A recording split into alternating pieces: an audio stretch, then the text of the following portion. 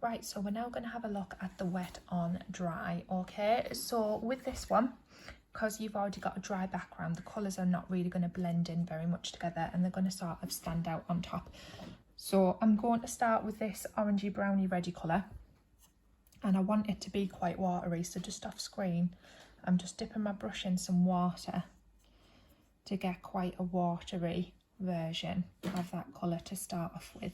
And then I'm going to do exactly what we did before over here.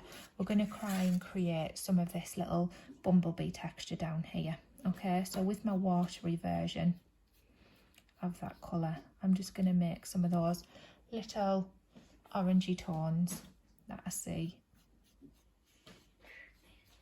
along here.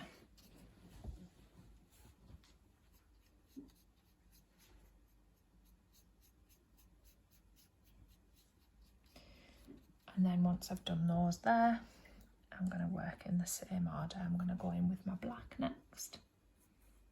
So I've got this black section up here. So then coming in with my black. And then I'm going to water some of my back down and see if I can get that sort of a bit lighter where it comes out, but you'll see it's all starting to layer up on top of each other. And then once I've done that, I'm going to go in with another line of black. So there's like a line of black here just at the edge, goes a bit like that, and then there's a whole section of black that comes along like that. And then another section of black.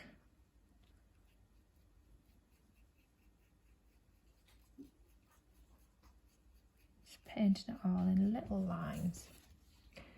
Then another section of black.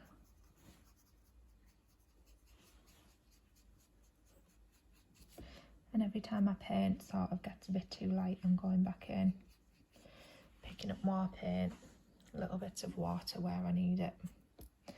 And then one more line of black along underneath. I think I can fit that in.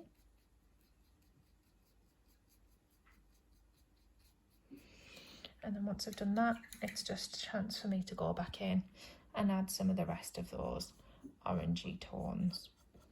So you can see we've got some along these areas, so I'm going to go in here, add some of that in. And there's some that sort of runs all the way along the edge of there, and then some here as well. A bit strong, get a bit of water and lighten that up.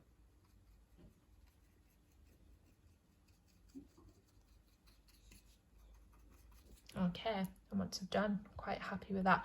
So you can see the difference then. These ones all sort of blur and blend together, and these ones, when it's wet on dry, kind of sit on top of each other, and that's the point of the different techniques. Okay, so I'm going to leave you there, finish off your example, and then we're going to move on to do a bit of dry brushing.